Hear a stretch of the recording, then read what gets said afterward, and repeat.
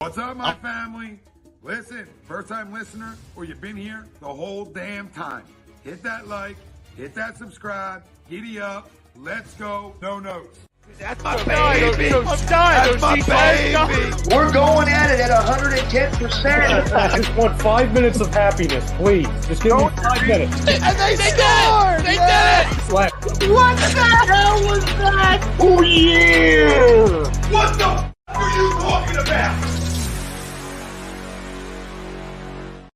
Ready to roll? Are you ready to roll? Yes. How can't you be ready to roll? Welcome in, everybody. Rob Ellis Show, A2D Radio, coming at you today as we do each and every Tuesday at 4 o'clock. And what a great time. What a great time it is in the Delaware Valley from a sports perspective. Yeah, I know the Eagles game sucked. I get it.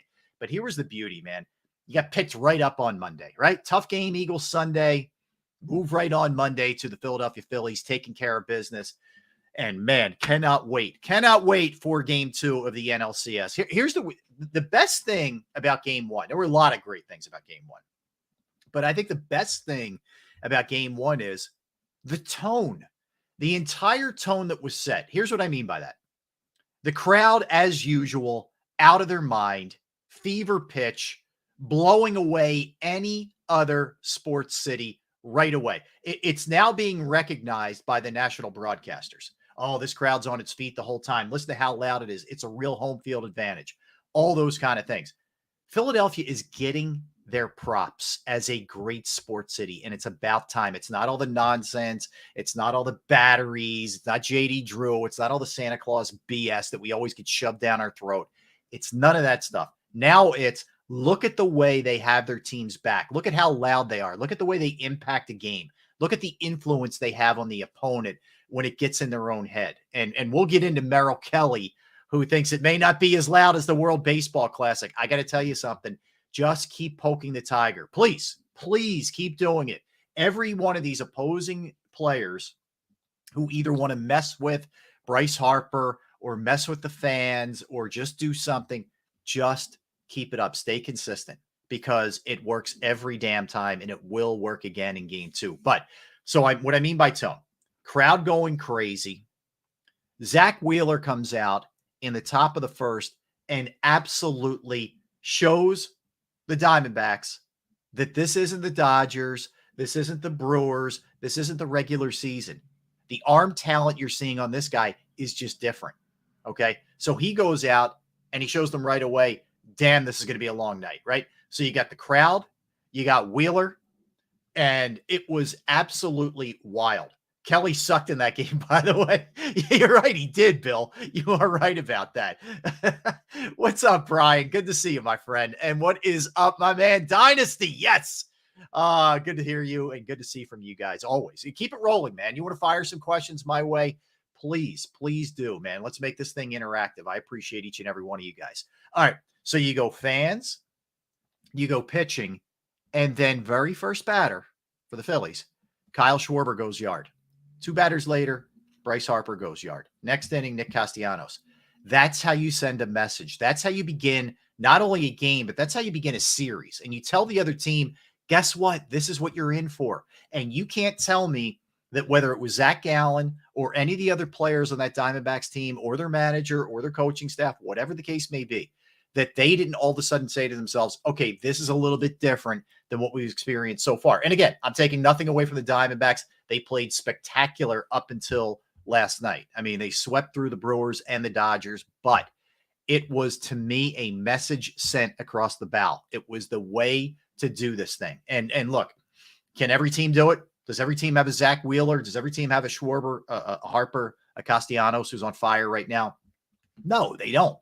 But the Phillies do. The Phillies are a team loaded with talent, and they're also loaded with guys who step up in the biggest moments. It's a rare commodity to have. There are a lot of great players who kind of shrivel up in the big moments, and we've seen it in Philadelphia. We've seen it other places. I think back to we'll just look at the Braves, in the last series. Look at the Braves when they were great during the Chipper Jones and Tom Glavine and John Smoltz era and Andrew Jones. They won 1 during that time. Just think back to the amount of Hall of Famers and great players they had. But there were a lot of guys in that grouping that just came up small during that time. And the Phillies have Harper, who lives for the moments, Castellanos, who suddenly lives for the moments, Wheeler, who lives for the moment. We could go a Turner, who's playing great in the moment. We could go on and on and on. Diamondbacks don't play well down. Stop Carroll, get ahead, and stop them. Yeah, I mean, meaning if they're behind, it's a struggle for them. Yeah, I think so too. Brian thinks from here, the pitching is going to be the key moving forward. I don't know that the Diamondbacks lineup can't hit. I think this is a good team. I am not one who's overlooking them. And where I will give them credit, if I'm being real about this, is they didn't lay down. They didn't lay down last night. And they fought back and made it a game. Whereas I think a lot of teams may have lost that game like 8-0. So that's where I really give them credit, is that they hung in there. So props to them for that. But I think the Phillies are the better team. I said it before the series started, and I believe it now. And as a matter of fact, let's throw up our A2D question if we could, Ralph, and let's get you guys chiming in on this one. Will the Phillies extend the lead to 2-0? Agree or disagree? The Phillies will extend the lead to 2-0. Agree or disagree? I agree. I agree. And I'm not being a homer when I say that. I know with Aaron Nola, last year, it was right around this time. It was the NLCS against the Padres where he kind of hit the wall, right? And he wasn't the same pitcher he was in the St. Louis series or the Braves series. I don't think that's going to be the case. I think this is a different Aaron Nola. I think this is a guy, Bill agrees. I think this is a guy who has figured out some things mechanically. Shaw, what's up, man? Good to hear from you as well. He agrees. I think he's figured some things out mechanically. I think in a weird way, as strange as it sounds, I think the pressure's kind of been lifted from him a little bit because he's figured it out. And, whereas it would sound strange, he's in an NLCS, he's a free agent at the end of the year, all those kind of things. I just think he's a different looking pitcher out there. And you know what the other part of this thing is? And Brian says, I agree as well. Phillies lineup, especially the top of the lineup, is white hot right now. They are. The thing with Nola and the pitching staff, and really this is credit to Rob Thompson, he's pushed every right button.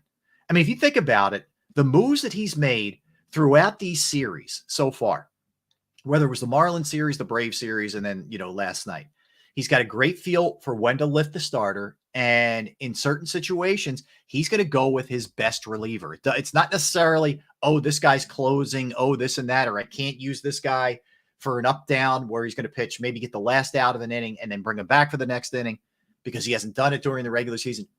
All that stuff goes by the wayside when it comes to the playoffs. And I think Rob Thompson is really, really locked in. And Matt agrees as well, too much power on both sides. I mean, I just think when you're hitting home runs the way that at the rate that the Phillies are hitting them, and it's remarkable, what they're doing right now, it is so demoralizing to the other team. It's one swing. It's one swing and it changes everything. I mean, the Diamondbacks were lucky that those first 3 home runs were solo shots last night. Had there been anybody else on, I mean, that really is over. And I don't even know how long they go with Zach Gallen if that's the case. But yeah, you're just hoping that this can continue because we know teams that tend to hit a lot of home runs sometimes can go into little cold funks every once in a while. And look, the guy they're facing tonight, Merrill Kelly, who again, we'll get into a little bit more later, is very good, but his splits are pretty remarkable. If you look at what he's doing at home, ERA wise versus the road, he's about a run plus worse on the road than he is at home. So look, I expect the Phillies, I think Zach Gallen's a better pitcher than Merrill Kelly. I expect the Phillies to have success against Merrill Kelly. And here's the other thing. Once you get past Gallen and Kelly, they really fall off hard as far as the rotation goes. But here's the thing. This game is so critical for the Phillies to get on so many different levels. First of all, if the Diamondbacks win, they look at it and they say, who cares what happened in game 1? We're coming away from this thing with a split. We're going back home, right? But the other part of it is it's a 2-3-2 series. You're playing a 2-3-2 series, man. You may not come back if you don't take care of your business. So get up 2-0. Think about it from this standpoint. And Gary agrees. Bowman start hitting tonight. Yeah, I thought Bohm had really good at bats last night. He hit the ball hard 2 or 3 times. I think Bohm's okay. I think he's come out of it. He just didn't have any luck last night. Honestly, hit it right at people. I think he'll be fine. I think Stott's too good and too consistent a hitter for it to be anything really long term. So I'm good with both of those guys.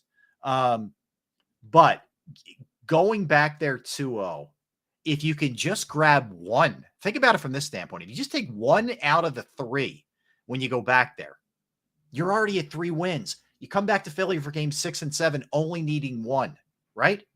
But you got to get this one tonight. You don't want to go back there with a split, having 3 there. So I think this game, it goes without saying, any game in the playoffs is critical. Any game as you work further back. What's up, Greg? Good to see you, my brother, hanging out with us as he always does on the Rob Ellis Show on A2D Radio. I appreciate it. But get it, go back 0-2, and you're really 2-0, 0-2 to the Diamondbacks. Go back up 2-0, and you're really in their heads, and they're really thinking about, oh, my God, man, who are we going to throw in game 3? Really? And the Phillies go with, cool as a cucumber, Ranger Suarez, who doesn't seem to be affected by the road, by home, by a big game. You need him as a starter. You need him. It doesn't seem to matter. So get this one tonight. Now, so let's go back to a couple of things. Zach Wheeler, for my money, is right there in any conversation. Yeah, the 2-3-2 format is huge to grab this game, Greg. Exactly. For my money, has been one of the best free agent signings in the history of Philadelphia sports. Any sport, with what he's been able to do. And you think about, they have him at a bargain basement price. They have him for 1 more year after this. He's a free agent after next season. But you think about how this guy has delivered for you during the regular season and on the grandest of stages in the playoffs. He's been absolutely awesome. And he dealt last night, 6 innings, made the one mistake, the 2-run shot. What's up, Jake? Aside from the roster, I think the biggest advantage the Phillies have is experience deep in the postseason. And I think that makes the biggest difference in this series. And if they face the Rangers in the World Series, yes on all those fronts, Jake. I concur with what you said. Wheeler is on fire, Gary. We'll get to the Rangers who are real dangerous later. The Rangers are the only team in the postseason right now. I worry about Mr. Anthony and Kimbrel leaking oil. I'll tell you, if you're old enough to remember Mitch Williams, I am. Mitch Williams would give you a mini heart attack every time he went out there. He would walk guys. He'd hit a batter. You look up and there's nobody out, runners on first and second, and it's a 1-run game. And you're saying to yourself, oh my God, man, how is he getting through this? And somehow he usually did get through it. It kind of feels the same way with Kimbrel at this juncture in his career, where it's not always pretty. It's not always dominant, but he kind of figures it out and he gets through it. I mean, but don't think we're not going to be sweating a lot, right? A lot of white knuckles, a lot of agita, a lot of Pepto-Bismol, but we'll try and get through it. But nonetheless, what Wheeler's done for this team in the postseason is crazy good. And he's just been flat out awesome. He's got the lowest OPS in the history of the postseason for anybody who started at least 9 games. That's crazy, man. That is really, really crazy to pitch as well as he pitches. And it just sets such a tone. And you just see it. When you have a great fastball and you're able to locate, you got a fastball with a little bit of movement, you can forget everything else. Really, sliders, slurves, curves, sweepers, whatever. A well-located fastball is the best pitch in baseball, and it's not really close. So you have him come out, set the tone in these games, and then Thompson having a good feel for the bullpen. The arms have been great. If you look at what the Phillies ERA is collectively as a team, you look at the way they've outscored these teams. It is unbelievable what they're getting right now. It's really remarkable type of pitching, like historic type of pitching. And it's come from all fronts. Wheeler's been really good. Even in the game the Phillies didn't win in game 2, he pitched great. Nola's been excellent, as we talked about. Ranger Suarez, he was lifted early in the first game that he pitched in game 1 in Atlanta, but that's not his fault. He hadn't given up a run at that point and then pitched very well the other night for game 4.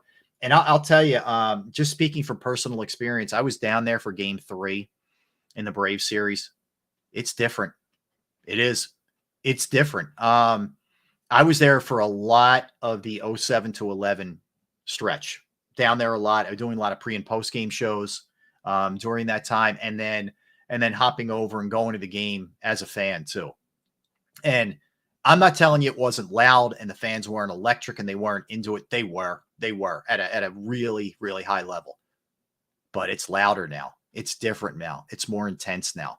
I mean, literally fans standing for every single pitch and living and dying on every single pitch. It's cool. It's really cool to see. And I'm proud to see it from Philadelphia. I really am. I'm proud to see what the fans are doing, how they're approaching it, and the recognition, as I mentioned, that they're getting. All right, here's what we'll do. We'll get a quick timeout, and we'll get a little bit more into the Phillies and look a little bit more ahead to Game 2 of the NLCS. We will get into the Birds. Trust me. We will go through, we'll rehash the loss and look ahead to the Miami game because that's going to be a critical one and a big test. But quick timeout here on the Rob Ellis Show on A2D Radio. We'll be right back. Royal Billiard and Recreation, proudly celebrating 40 years and our new, bigger showroom. Twice the size and twice the fun. More pool tables by Olhausen. More dartboard sets, including custom-reclaimed backboards. More bar and kitchen stools that can change a room. And more bars, including pre-built and custom. Hot tubs, skee ball, shuffleboard, outdoor, and fun. Royal Billiard and Recreation, your ultimate game room store. Now located on Bethlehem Pike in Cole. In our family, food is our daily bond. My Nonna, affectionately called Mama by many, found solace and joy in the kitchen, sharing her love through delicious creations. She turned her culinary passion into a flourishing business alongside her husband and sons in 1983. Celebrating 40 years is a testament to our exceptional team, friends, family, and beloved customers. With gratitude, we look forward to the future, expanding our brand to share the highest quality Italian food and wine nationwide. Our heartfelt thanks to everyone who has played a part in our story. Grazie mille.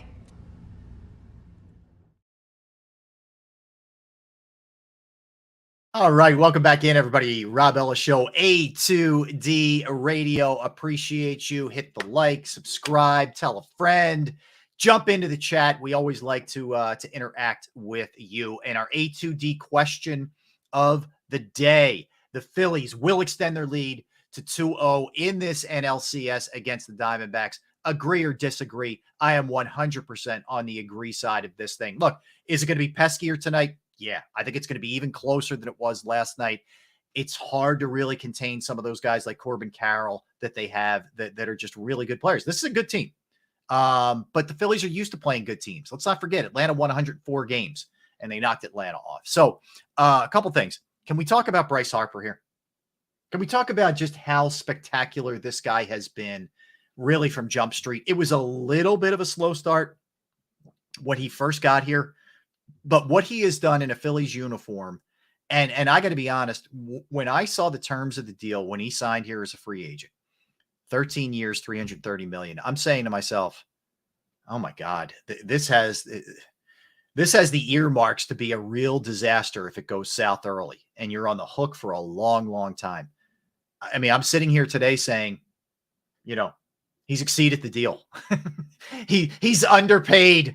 Yes, it's that crazy. That's how great he's been. Not only, I love everything about this guy. Not only does he deliver, not only is he a great MVP type of player, he's best in the biggest of moments, and he connects with the fan base. I've gone on pandering rants before with you guys, and I'm going to go on one right now. Any of the people who say he panders, I got to tell you, it drives me crazy.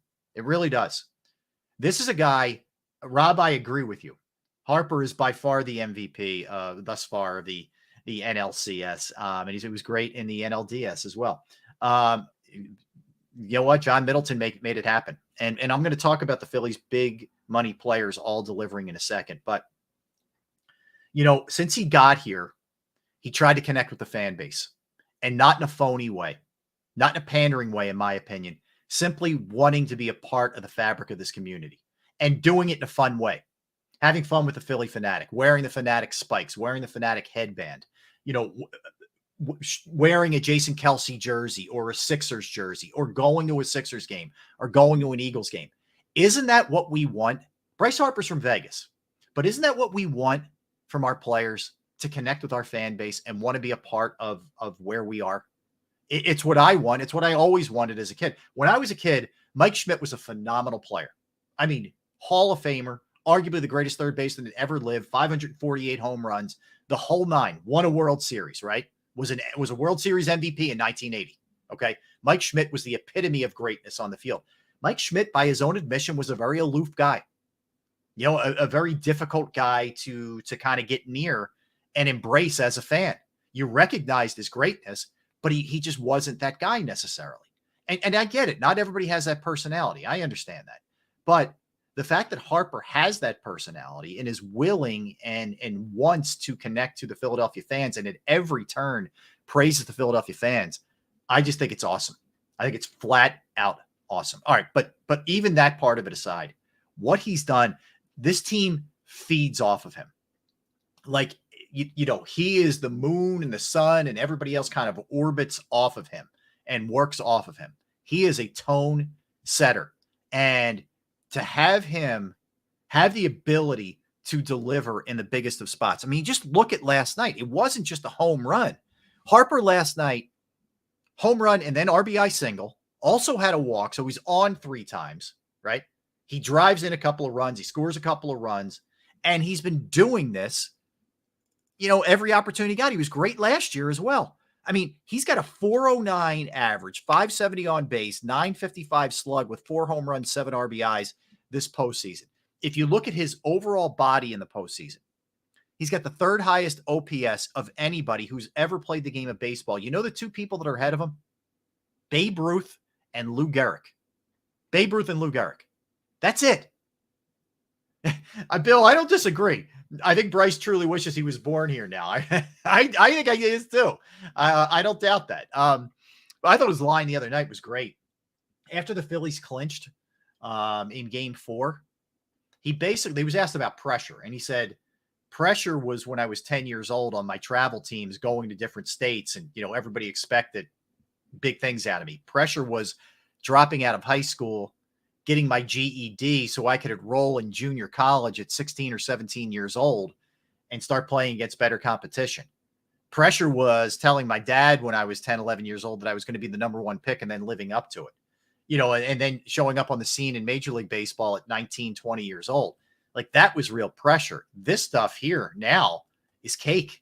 Pressure was taking care of my family and getting them out of the situation that they were in. I thought that was really insightful to his life, you know, in his world that he operates in. But you think about it, if that truly is the mindset now that like all this is gravy, all this is cake, I mean, it makes sense that you're not going to put a lot of pressure on yourself and you just got to kind of sit back and be able to deliver. So Harper's been unbelievable. I mean, how about the turnaround from Castellanos? You think about, I know he had a couple of really great clutch catches last year. He did, you know, in Atlanta, you know, last year in really every series, it felt like he made big time plays, St. Louis, Atlanta, San Diego, and then of course, Houston. But the way that he's hit this year, I mean, he had 5 home runs and 8 at bats after that home run last night. Do you know how sick that is? It's incredible. I mean, that's incredible in Little League. It's incredible in the minors. It's incredible in the majors. But it's even more incredible in the postseason. I mean, it's Reggie Jackson kind of stuff that Nick Castellanos is doing. But, you know, this team's got 12 home runs in their last 3 games.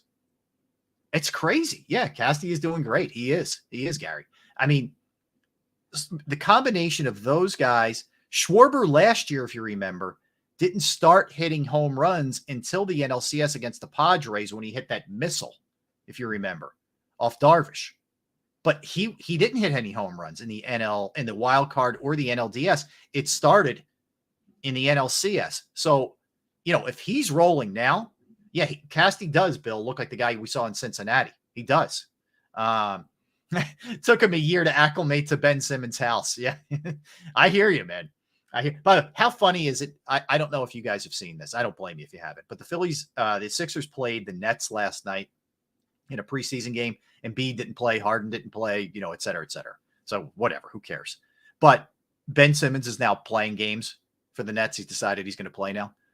And like their social media and their fans are like putting stuff out. Ben Simmons hitting a fadeaway jumper in the lane. He's back to the old Ben because he scored 8 points in a preseason game. I mean, it's comical the lengths they're going to try to pump him back up. But I digress. you just look at what they're doing from a hitting standpoint, and then you throw Turner into this mix. Think about it. Your highest paid players, Schwarber, Castellanos, they signed prior to last season to big money deals. Then there's Harper, monstrous deal, right? Then there's Turner, monstrous deal. Real Muto, big deal.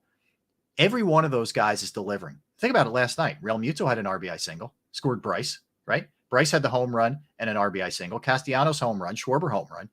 They're big money guys. Wheeler are all delivering. I mean, you usually whiff on a few. I mean, think about it. John Middleton, whether if you want to give a little bit of love to Matt Klentak, very little, or Dave Dombrowski, these guys are on heaters, man, with the people they brought in. They brought in great players who deliver, are clutch, and get it. Meaning they get the city, they get what it's like to be a good teammate. The chemistry on this team is unique. It really is. And that's not just BS coming, from the team saying we all love each other or everybody's happy because they're winning. No, this team, it's different. They are a team that pulls. They all pull for each other. They're all excited for each other. The enthusiasm they have is that of like a little league team or a high school team. And I mean that complimentary wise. They're not jaded, veterans. Yeah, Bill, look at Dombrowski's track record, period. It's just been unbelievable. Yeah, bringing up Rojas at the right time, bringing up Kirkering at the right time. The Pache deal that they made right before the regular season started. I mean, think about that deal to give you outfield depth and a guy can go after it and get it. The Marsh deal last year, they gave up some good players to get him, but Marsh is the real deal. So it's really hitting on all cylinders here. Front office, manager, players, big money players coming through for you. And I think Rob Thompson said it best when he said this team's built for the postseason. They're built for these kind of series. And you're seeing it now. There's not an easy out in the lineup, and you throw better arms at teams than say, the Braves do in their entirety. And the Phillies bullpen has just been awesome. I mean, I think about what they're getting out of Alvarado, what they get out of guys like Strahm, who don't necessarily have the most overpowering, greatest stuff in the world, but aren't afraid to attack and know how to pitch in any real situation. Like, I never feel like there's a deer in the headlights situation when you put one of these guys in, but it has been fun to watch this team, man. And like I said, when I started the show last week, at that point you still had an undefeated football team, but the point is still the same.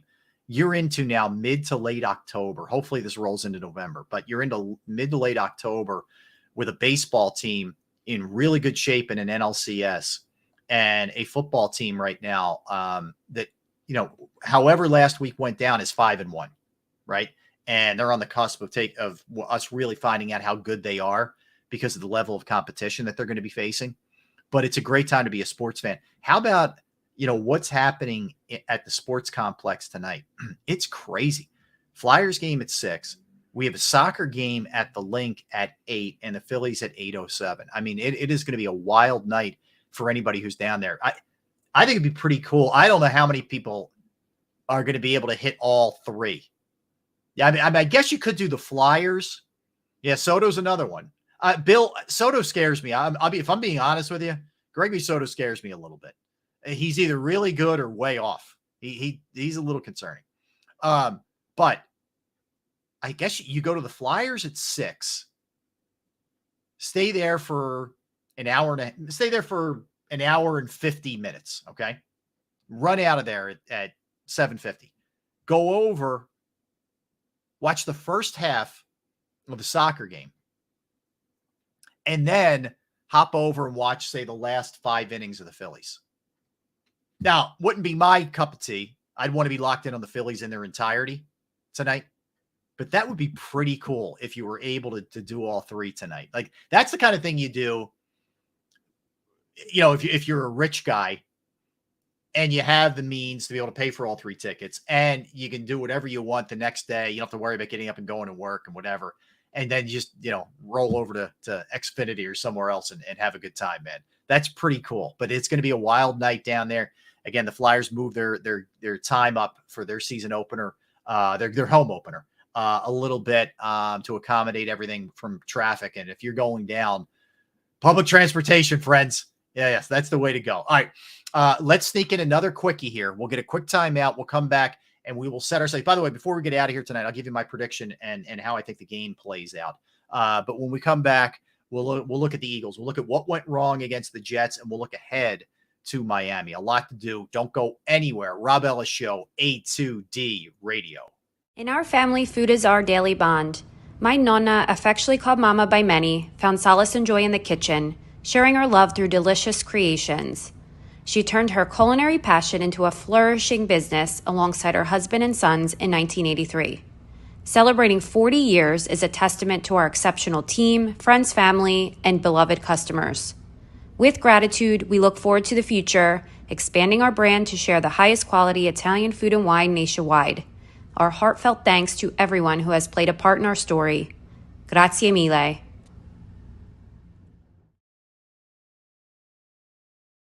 Royal Billiard and Recreation, proudly celebrating 40 years and our new, bigger showroom. Twice the size and twice the fun. More pool tables by Olhausen, more dartboard sets, including custom reclaimed backboards, more bar and kitchen stools that can change a room, And more bars, including pre-built and custom. hot tubs, skee ball, shuffleboard, outdoor, and fun. Royal Billiard and Recreation, your ultimate game room store. Now located on Bethlehem Pike in Colmar. Yes, we are back. Rob Ellis Show. Appreciate you hanging out. We do this each and every Tuesday at 4 o'clock on the great A2D Radio. All platforms, baby. Smash the like, subscribe. You know what Tom says off the top of the show. Follow Tom's lead. You can never go wrong there. All right. Let's touch on the Birds. Yes, it's the first time I'm sitting here and having to dissect the loss. I don't like that. But, I mean, let's face it. You know, you're paying attention to what's been going on lately. They've won, and there's a real credit to that. It's a difficult attribute to have when you don't necessarily play your A game, yet you're still able to win. And they were able to do that for the first 5 weeks. And then finally Sunday, it caught up to them with some of the things that have been going on. And look, I look at a couple things from the game that stand out to me. Number one, Jalen Hurts did not play well enough in the last quarter and a half of that game. I thought he played, all things considered, pretty well in the first 2.5 quarters. You know, when you lose Lane Johnson, that is a big deal. And I know, you know, we have the next man up mentality. I get that. But when you lose somebody as good as Lane Johnson, it's going to hurt. And you saw it. And there was a lot of jailbreak pass rushes coming Jalen's way. And Jack Driscoll had a tough time. I think he gave up 8 pressures in like 43 snaps. That's a lot. He did not have a good game. But the good news is it looks like Lane's injury is not all that serious, and you could have Lane playing in the Sunday night game against the Dolphins. We'll see. You know, we'll see how the week progresses, but that's a good thing. Yeah, and Gary, actually, we can touch on that. They did sign Julio Jones. You know, look, it's a move to me, the Julio Jones thing, that can't hurt. It can't hurt you. If he's really totally out of gas, it didn't cost you anything, and you can just move on and let him go. But he appears to be a guy who should, with his size and strength, be able to help you in the red zone. You know, the Eagles have not been a good red zone team all year, and they won despite it for a lot of this year. But I think, you know, and again, it wasn't a major issue on Sunday against the Jets, but having somebody as skilled and savvy and crafty as Julio Jones can't hurt you in the red zone. I don't know that he has a ton left in the tank, and I do know that lately, especially the last couple of years, he's hurt a lot. So I don't look, anything I get out of him is gravy as far as I'm concerned. Like, I don't go in with super high expectations. But if you get something good out of him, why not, man? We saw it last year. They went out and got Sue. They got Linval Joseph. And those guys contributed. They helped, you know, for sure. So making that move, I think, is a smart move by Howie. I'm not surprised. It's a good move. That's for sure. So a couple other things here. Why don't they use Penny, Gary? Good question. They must know something we don't. They must see something in practice that there's a lack of burst or something that we don't. I don't know. The other issue, in addition to Jalen not playing well on Sunday, was the curious play calling. And there was a real imbalance in that game. And I know I heard Nick Sirianni on WIP on Tuesday morning, basically saying, a lot of times we go to the line of scrimmage with a couple of plays called, and Jalen can check down to whatever he wants. Sometimes he checks down to passes, when we had a run dialed up, if he sees some kind of advantage, he thinks they can take that defense. They also don't count like swing passes and those kind of things necessarily as throws, because they're high percentage and they're almost extensions of handoffs. Okay, that's all well and good. Look, this was a game where you lost Lane Johnson. Jack Driscoll was clearly struggling in pass protection. Jalen wasn't necessarily on his A game in the second half. To me, you take the pressure off of both of those guys and you run the ball. You pound the football. It's just common sense. Like, to me, that's the way you go. The Eagles have shown you that they can be highly successful in the running game, whether that's against Tampa or Minnesota or some of the other games.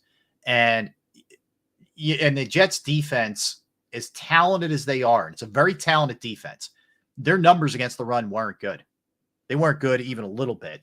They had given up a lot of runs. I'll pull you up the numbers, in fact, of what was going on with the Jets. So the Jets going into that game, previous 4 games, had allowed 134, 157, 204, 139 yards on the ground.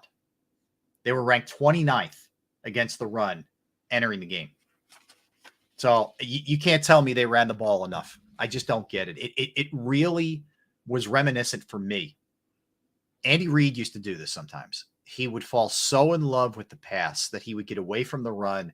The offense would start to bog down and struggle. And then he'd realize, I better run the ball. And he'd go heavy on the run, and it would get the offense sort of back into a rhythm and, back going again. I think we may see that this week against Miami for a couple of reasons. One, just to have more balance, to keep teams, keep yourself from being predictable, right? I think it's a quarterback's best friend, a good running game. But the other thing it does is it keeps the ball out of the hands of that Miami offense that is basically number one across the board in every offensive category. I said basically. There's nothing basic about it. They are number one across the board. So Miami, after last week's performance, offensively, 37.2 points per game first, 181.8 rushing yards per game first, 316.8 passing yards per game first, 498.7 total yards first. Okay, you get the idea here. I mentioned the Eagles' red zone issues a little bit earlier. Eagles are 23rd in the red zone at scoring touchdowns. That's 45%. You know what Miami is? Guess. First, 80%. They are scoring touchdowns when they get in the red zone. So this is a team that you do not want to get into a shootout. You do not want to get into a track meet with, that you want to keep off the field. This is a game where time of possession could be a critical stat. If the Eagles can rack up a number like 38 and change to 22 for Miami in terms of time of possession, pretty good chance the Eagles won the game. Not necessarily, but a pretty good chance the Eagles won the game. I worry. I'm not going to lie to you. I keep it real with you. Miami won't get 180 rushing yards against the Eagles. I believe that. Eagles run against the run are excellent. Their defensive tackles are excellent. We'll see about Jalen Carter if he comes back. If you get Carter back with Fletcher Cox and Jordan Davis and Milton Williams, yeah, I don't think Miami will rush for 180. Raheem Mostert had a nice sort of renaissance to his career, but I don't think he'll torch the Eagles in the run game. What I worry about is the pass game. And I give the Eagles a lot of credit last week. I give Sean Desai a lot of credit. I give the players a lot of credit. They hung in there. I know it was Zach Wilson, but they hung in there really depleted. Blanket chip goes down, and the last thing they could afford to lose is guys in the secondary. And, you're going with Terrell Edmonds and a bunch of like third stringer special teams, barely active kind of guys. And that's, you still did a pretty darn good job if you think about that game, I mean, the Eagles defense basically gave up 12 points, right? I mean, they gave up 20, 8 of which were the result of that interception, which the Eagles let them score. I don't know if they let them get the 2-point conversion, but they let them score. So the defense did a pretty good job. But I don't know that you can continue to hold up against what they're going to be facing with Miami and San Fran and Buffalo and Dallas, et cetera. Yeah, Bill, I think a trade's coming. Now, Halloween is the trade deadline. October 31st is the trade deadline. Bill wants Budda Baker from the Cardinals. I think they are going to go after a slot corner. That's the move I think they make. A safety wouldn't surprise me in the least. You need bodies back there, and you need guys who have some experience. You do. And you're asking a lot of Eli Ricks and Mario Goodrich and Mekhi Garner. I mean, this is who was out there in that game. Gary, let me swing it back. I'll go back to the offense for a minute. I'll kind of jump back and forth. I don't like the play calling. I don't feel like Brian Johnson right now has a rhythm. Where I gave him credit earlier in the year was he wasn't afraid to pivot off of whatever the game plan was and then just run the ball down another team's throat. And I gave him credit for that because there are some coaches that are stubborn to a fault and kind of stick to the game plan, but I think he was willing. The problem is I just feel like all year, and I know the Eagles started to throw the ball better the previous 2 weeks before the Jets game, but it just doesn't feel like for an entire 4 quarters, there's a rhythm to the passing offense. Like they had that long opening drive, 18 passes, and then the 1 run, which Jalen got in for the first touchdown.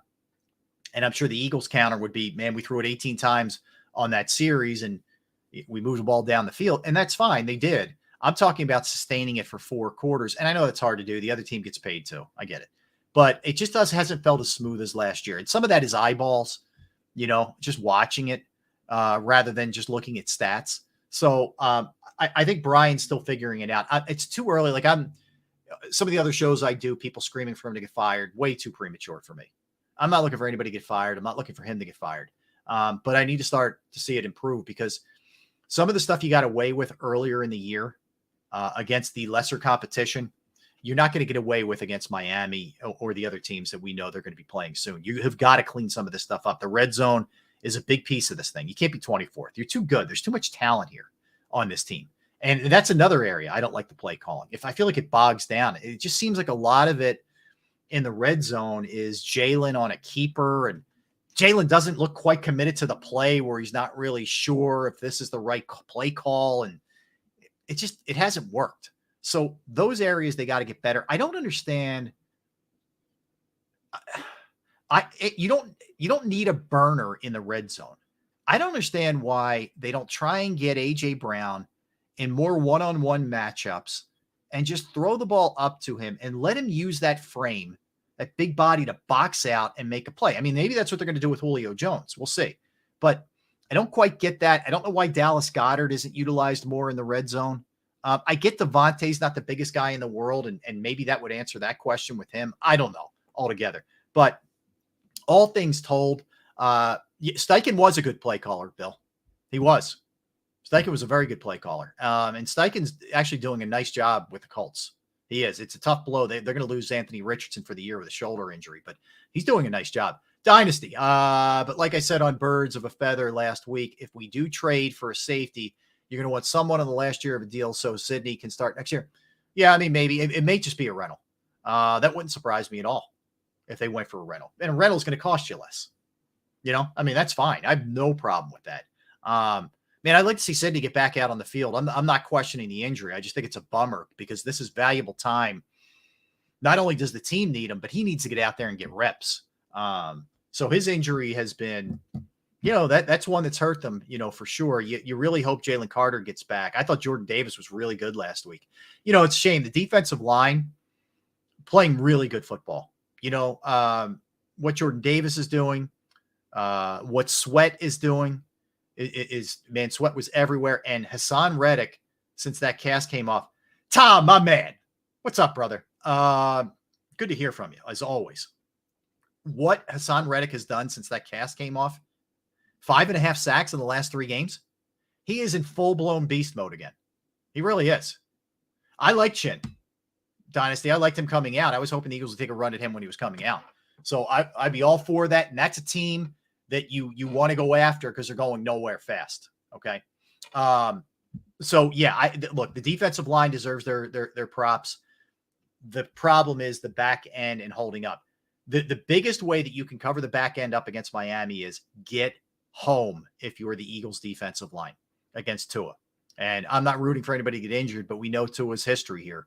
And, if Tua's not running that show, that's a totally different team out there. So get after him. I worry about Tyreek Hill in a big way. Waddle is no slouch himself.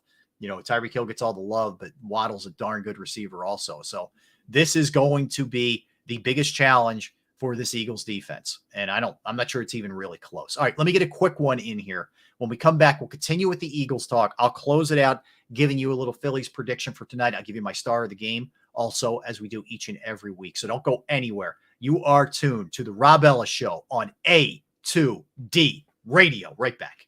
Hats.com is the premier destination for quality and fashion-forward hats and more, with designs for every style and trend. Locally based and run by Philly sports team fanatics, Hats.com can help you elevate your hat John. Utilize the easy-to-use guides at Hats.com to find your perfect size and style, and shipping and returns are free. Hats.com. Find yourself in a hat. Use code Philly for 15% off your order. Hats.com. Royal Billiard and Recreation, proudly celebrating 40 years and our new, bigger showroom. Twice the size and twice the fun. More pool tables by Olhausen. More dartboard sets, including custom reclaimed backboards. More bar and kitchen stools that can change a room. And more bars, including pre-built and custom. Hot tubs, skee ball, shuffleboard, outdoor, and fun. Royal Billiard and Recreation, your ultimate game room store. Now located on Bethlehem Pike in Colmar. We are back, man. How about I get a lid and I get a pool table, right? I mean, we could do a little combo effort. That'd be pretty sweet. Welcome back in, everybody. Rob Ellis Show, A2D Radio. Talked a lot of Phillies early in the program. We will swing it back to them in a minute, but we're talking Eagles right now and the loss to the Jets and a look ahead to Miami. Who needs to step up? I think Brian Johnson. I think Nick Sirianni. Nick Sirianni ultimately, is the author of this thing, right? As a team and as an offense. So I think he's got to step up. He's got to help Brian Johnson, get acclimated a little bit quicker here. And, and let's not let Jalen Hurts off the hook. He was paid big money in the offseason. He was the runner-up MVP last year. He didn't turn the ball over last year. He was spectacular. He hasn't been as good, right? I think we can all agree with that. He hasn't been as good. He's already got more interceptions than he had all of last season. And we're only 6 games in. He has to be better. Now, can you excuse away a couple of those? Sure. He hits Goddard. Goddard gets hit right at the right time at the right place. Understandable. His arm gets hit on the one. Okay. The last one, there's no excuse. He had time. He threw off his back foot. He threw into double, triple coverage. It's a poor decision. And there are just times where he's got to make more plays. I don't think he's played bad football necessarily, but he hasn't been elite. And the Eagles need him to be elite. What I would like to see a little bit more of, as we mentioned a little bit earlier, I want them to run the ball a little bit more, have a little bit more balance, whether that's Swift, whether that's Gainwell, get Boston Scott a little bit more involved. And I wouldn't hate Rashad Penny being active, and let's just see what it looks like. I mean, I know we talked about it a little bit earlier, but I'd be curious to see what he would look like here. So that's something that I would do. Obviously, you want to get Devontae Smith a little bit more involved. A.J. Brown had a monster game. There's no question. But Devontae, a couple drops, which hurt the team and hurt him, which is very uncharacteristic of him. I'm not worried about him at all this week coming out and dropping balls. That's just not who he is. So I would imagine they'll try to get him established early in this thing. And I think he'll step up because of it. So get him going. Defensively, there's not much to call out for me. I think the reason that they're struggling defensively is there's just not a lot of talent on the back end. you know, what you hope is the Blankenship injury isn't all that severe. It's the second time he's had rib issues this year. And he was cheap shotted, by the way. That was a dirty play by Alan Lazard. But hopefully he's able to come back. Hopefully Lane isn't that bad. Look, if Lane is hurting for this game, even if he can't go in this game, I view that as dodging a bullet. If it was just this game, that felt like, I don't know about you guys, but man, when he went down, that felt like it was going to be the season. It was troubling. So for sure, you know, it's an interesting thing to me when it comes to Lane. If you look at the record with and without, it's crazy. I always have a lot of notes for you guys. So people are wondering what you're looking at. I always try and come prepared for you each and every show. But you look at the numbers with and without Lane. All right, 66 and 30 with Lane Johnson, 10 and 22 without him. I mean, that's like quarterback stuff right there. It really is. It usually when you have that dramatic a drop off, 66 and 30 compared to 10 and 22, that's usually what happens when a great quarterback goes out. But that tells you how great Lane Johnson is. Like, to me, Lane Johnson is a first ballot Hall of Famer. He won't get in on the first ballot because of the PED stuff and some of the other things. He won't get in. But to me, that guy's absolutely a Hall of Famer. I mean, he won't get in first ballot, but I think he will be a Hall of Famer. I think they have 2 Hall of Famers on their offensive line, Kelsey and Johnson. But you probably have the same effect if Jason Kelsey weren't playing. So hopefully that's short term. Hopefully get Blankenship back and Jalen Carter. You want to have as close, you know, to the full complement of players you could possibly have going into this game, because this is going to be a real challenge. The other thing is, I think that what you do in this game is you follow Buffalo's blueprint. Buffalo held them to 20 points. If you watch Buffalo this year, you know, they do have their fair share of injuries, which has affected them, but Buffalo's not a great team. Very good team, not great. I would follow the blueprint that Sean McDermott and that defense laid out. Try and follow it as much as you can with the personnel that you have. As I mentioned, I would play keep away, which meaning I'm running the ball a ton in this game. Whether that's handing it off to the running backs or Jalen or whatever the case may be. Miami's defense isn't great. I'm dipping my notes again for you guys. Miami's defense is not great. If you look at the Dolphins' numbers this year, I gave you all the offensive numbers, but defensively, 26 points per game, that's tied for 27th. 114.5 rushing yards per game, that's 19th. 229.2 passing yards per game, that's 19th as well. Keep in mind, they've generally had pretty decent sized leads, which means teams are, you know, just generally throwing to try to come back in their games. But still, I mean, nonetheless, you know, they're susceptible defensively. There's my man Brendan jumping in there, Brendan McVee, my guy, who hops on my various platforms. I appreciate you, Brendan. You are my guy. You know that. But I think defensively, this thing, as far as Miami goes defensively, not any great shakes. Offensively is where the challenge comes in, and this is where the Eagles have to be better. I mean, to put up a 14 spot against that Jets team, while they're very talented defensively, they hadn't been great overall statistically. Some of that is Zach Wilson not playing well and the offense not playing well and putting the defense in tough spots. Understood. But you got to be better than you were. I mean, the Eagles were shut out last week in the second half. That can't happen.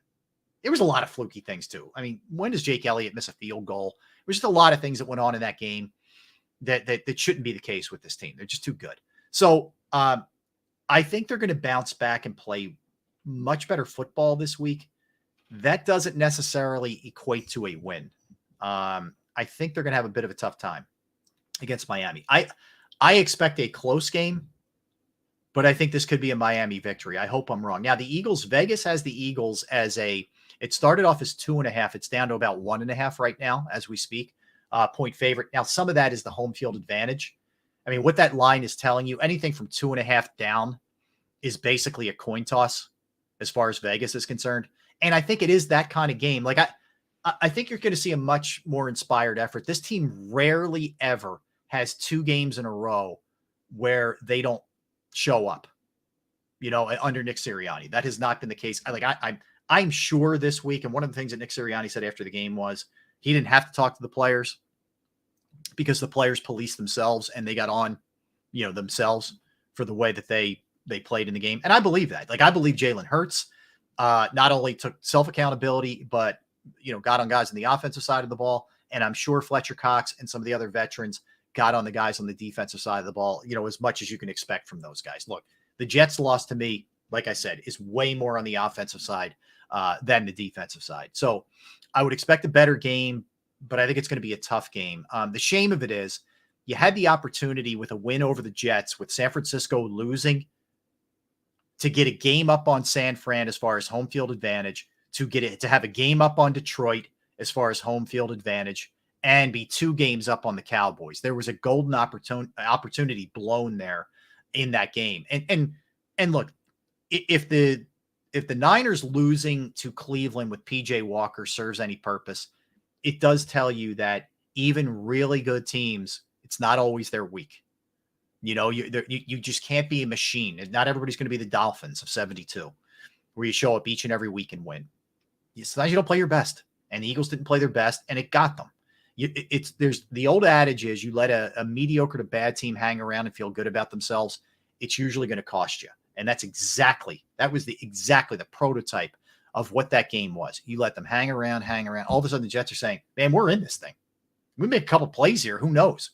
And boom, you get the interception, and it totally changes everything. So I think from an Eagles standpoint, improved play. Don't know if it necessarily translates to a win. I think it will the following week in Washington. Never easy against Washington. We know that. We saw that from the home game here this year. They played a pretty decent game last week against Atlanta, but I think the Eagles will win in what always turns out to be kind of ugly and kind of close down there. But I would look for the Dolphins to win a tight one. I hope I'm sitting on here next week, and you guys in the chat are saying, you had the Eagles losing, man. You're out of your mind. I hope that's the case. All right, back to the Phillies. Game 2 tonight. Nola Kelly. Couple things. I think Nola pitches well, number one. I think Merrill Kelly is going to hear it loud and clear from the fan base, questioning how loud it's going to be. I think it's going to be a fever pitch.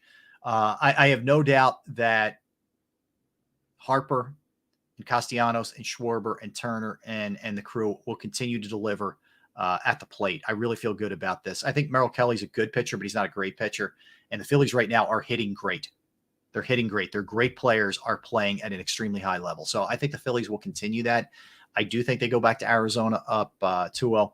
I think it's a Bryson Stott night, guys. Yes. We talked about him and Alec Boehm a little bit earlier and how it's been, a little bit of a struggle for them, little struggle bus for them of late. But I think he's too good a hitter for this to continue. He's generally a guy, sans the grand slam, which was awesome, that will deliver for you in big moments. He's not afraid to have 2 strikes on him. He's not afraid to foul off a lot of pitches. And generally, when you have runners in scoring position with Bryson Stott and Alec Boehm, for that matter, up, they have delivered throughout the season. And I think that part of it will continue. So I'm looking at Bryson Stott as my star of the game.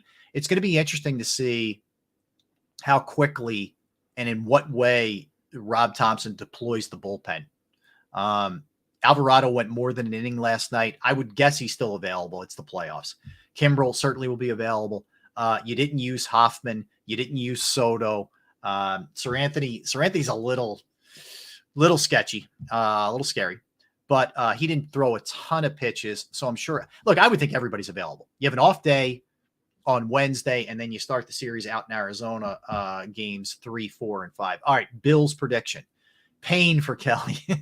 9-2 Phillies. Turner and JT the stars. Casty yard again. Ciao. All right, Bill. I like that, man. I like that prediction. I think it's a 5-4. I hope Bill's right, by the way, so I don't have to sweat this thing all night. I think it's a 5-4 game. I think it's relatively close.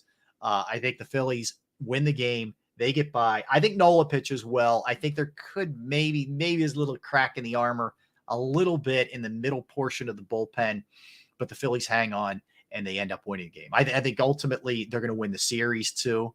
I hope when we come back here Tuesday, this thing's over. Right? I'm just thinking, I'm just playing out the games off on Wednesday, Thursday, Friday, Saturday, and then it would be off Sunday, back for Monday, Tuesday if you need a game 6 and 7. Woo! Oh boy. Can we handle a 6-7? Phillies have never played a game 7, by the way, in their postseason history. Isn't that crazy? That is a crazy, crazy stat. They have to play some game 5s when there were only 5-game series. All right. That was fun. Appreciate everybody in the chat. You guys are the best. Everybody streaming, everybody listening. I want to thank my guys, Ralph, doing all the hard work and heavy lifting behind the scenes. And of course, Tom, running the whole thing and doing an awesome job here on what is a phenomenal, phenomenal platform, A2D Radio. All right. I am Rob Ellis. I'm looking forward to hanging out with you guys next week.